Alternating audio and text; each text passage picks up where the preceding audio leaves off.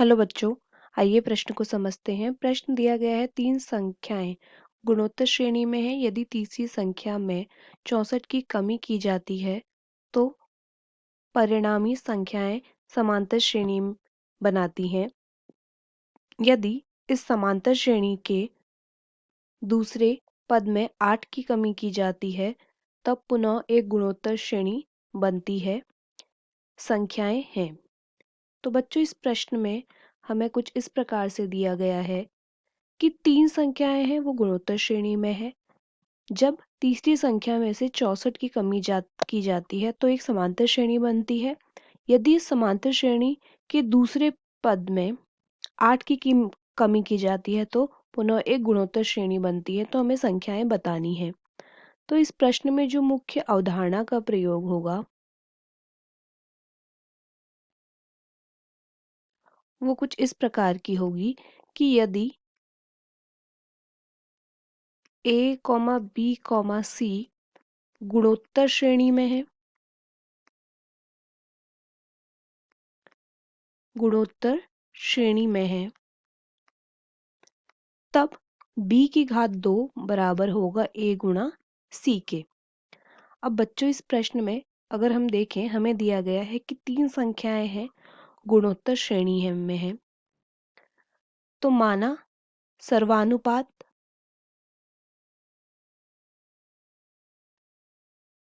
माना सर्वानुपात है r, तो हमारी गुणोत्तर श्रेणी में संख्याएं हो जाएंगी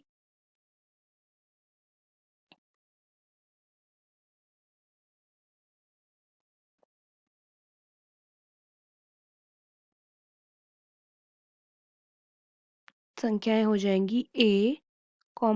ar, ar की घात 2।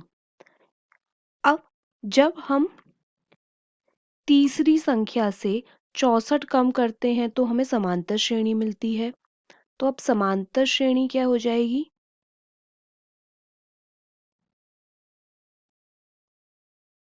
ये हो जाएगी a, ar की घात 2 ऋण 64। अब हमें ये पता है कि समांतर श्रेणी में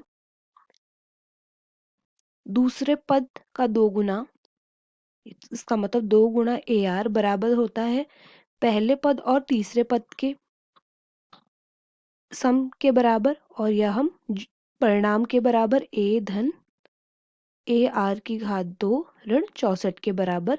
जब हम पहले और तीसरे पद को जोड़ेंगे तो वो आता है 2 गुना दूसरे पद का। तो यहाँ से हम ar की घात 2 को लिख सकते हैं। हम यहाँ पे लिख सकते हैं ar की घात 2 ऋण 2 ar धन a ऋण 64 बराबर 0। समीकरण 1। अब बच्चों, हमें यह दिया गया है कि जब हम इस समांतर श्रेणी में से दूसरे पद से 8 कम करेंगे तो हमें गुणोत्तर श्रेणी मिलेगी। तो ar से दूसरा पद ar से ar है, ar से 8 कम करने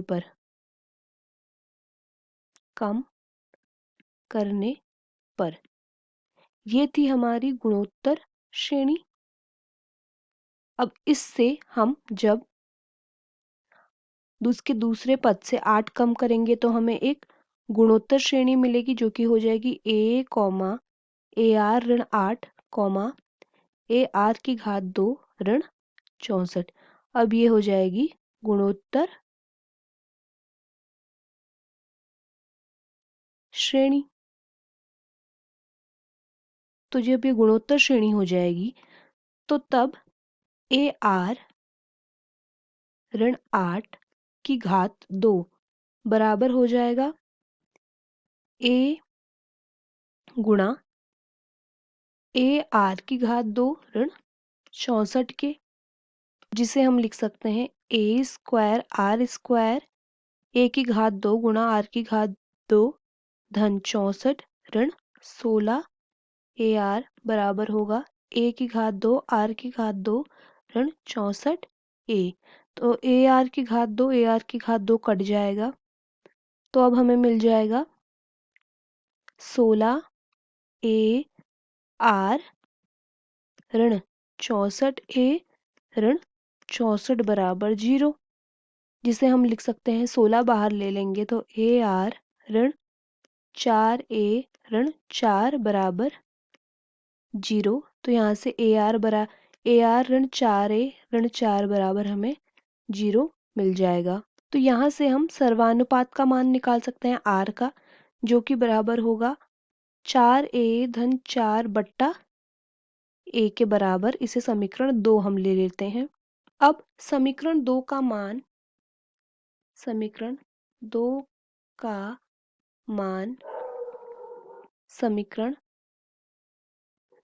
1 में रखने पर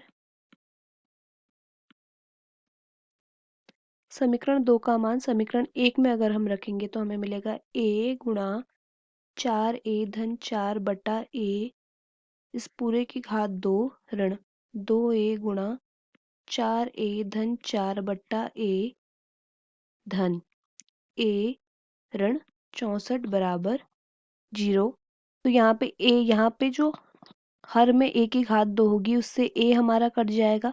तो यहाँ पे सिर्फ अब बचेगा 4A धन 4 की घात 2 बट्टा ए धन ए से ए कट जाएगा तो बचेगा 2 गुणा, यहाँ पे ऋण में लिख लेते हैं हम ऋण 2 से अंदर गुणा कर देंगे तो बच जाएगा 8 ए ऋण 8, फिर बचेगा धन का ए ऋण का 64 बराबर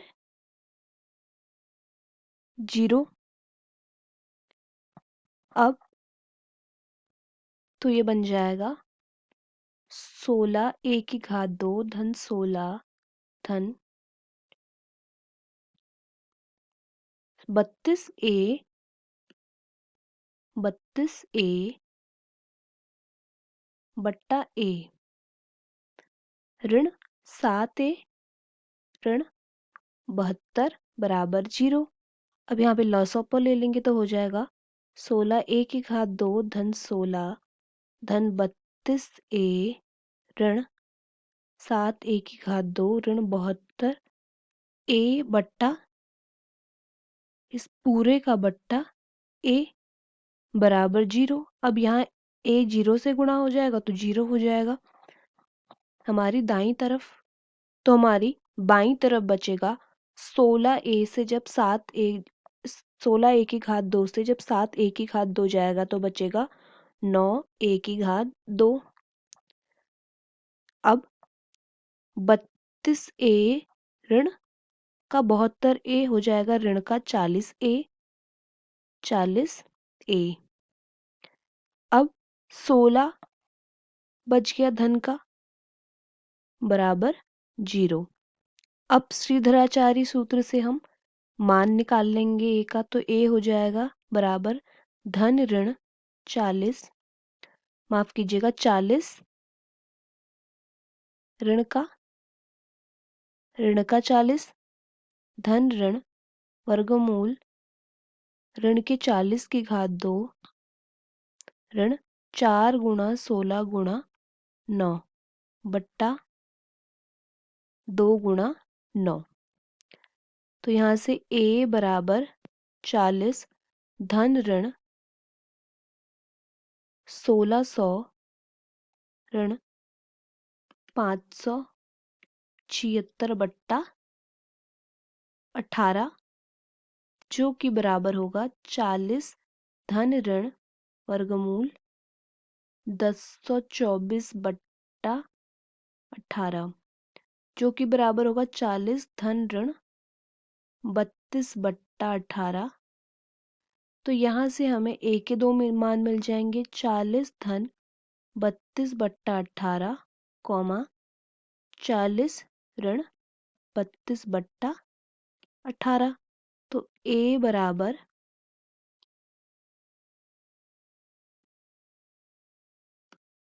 4 कॉमा 4 बट्टा 9।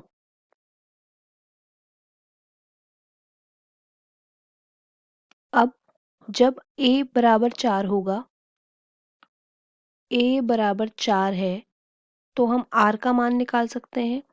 r बराबर था, हमने एक सूत्र निकाला था, समीकरण निकाला था, 4 गुणा a धन 4 बट्टा a। 4a धन 4 बट्टा a, इसका मतलब 4 गुणा 4 धन 4 बट्टा 4, 20 बट्टा 4। तो यहाँ से r का मान आ जाएगा 5। तो तब हमारी समीकरण बन जाएगा, तब हमारी श्रेणी बन जाएगी ए आर की घात 2। तो a है 4, 4 गुणा 5 कॉमा 4 गुणा 5 की घात 2। इसका मतलब गुणोत्तर श्रेणी हमें मिल जाएगी 4 कॉमा 20 कॉमा 100। अब जब a होगा बराबर 4 बट्टा 9, जो कि यहाँ पे है, क्योंकि 40 ऋण 32 होगा 8, 8 बट्टा 18, 4 बट्टा 9। तब हमारी गुणोत्तर श्रेणी हो जाएगी 4 बट्टा, पहले r का मान निकाल लेंगे, तब r हो जाएगा 4 गुणा 4 बट्टा 9 धन 4 बट्टा 4 बट्टा 9, जो कि हो जाएगा 16 धन 36 बट्टा 9 बट्टा 4 बट्टा 9। 9 से 9 कट गया और ये हो जाएगा 52 बट्टा 4। इसका मतलब r का मान आ जाएगा 13। तो तब हमारी जो गुणोत्तर श्रेणी बन जाएगी 4 बट्टा 9 कॉमा 4 बट्टा 9 गुणा 13 कॉमा 4 बट्टा 9 गुणा 100, 13 की घात 2, जो कि बराबर होगी 4 बट्टा 9 गुणा 4 बट्टा 9 कॉमा 52 बट्टा 9 कॉमा 13 दूनी 26 बच्चा 2, 13 पंचे 65, 676 बट्टा 9। तो बच्चों ये हमारी दो गुणोत्तर श्रेणी हमें मिल चुकी हैं r के अलग अलग मान पर। तो अगर हम विकल्प देखें तो विकल्प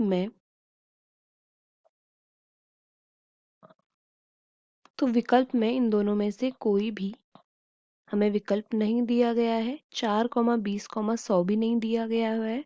4 बट्टा 9 कॉमा 52 बट्टा 9 कॉमा 676 बट्टा 9 भी हमें नहीं दिया गया है। तो यहाँ पे हमारा उत्तर हो जाएगा विकल्प डी।